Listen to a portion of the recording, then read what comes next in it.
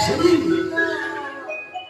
ওই নবদ্বীপে জন্ম নিয়ে আমি অগণিত ভক্তদেরকে নিয়ে করব হরি নামে প্রেম রসে রাসলীলা। আর ঠিক তার পরের দিন হবে শান্তিপুরে ভাঙা রাস। তুমি তোমার মদন গোপালকে সাজিয়ে রেখো, রায় রাজা সাজিয়ে রেখো। আমি কথা দিচ্ছি সেদিন তোমার মনের আশা পূর্ণ হবে, সেদিন তুমি রাজ দর্শন করতে পারো। দেখুন মায়েরা, এই ভোলানাথ কে গো? এই ভোলানাথই হচ্ছে এই কলিযুগে শান্তিপুরের বুড়া গোসাই অদ্বৈত আচার্য প্রভু।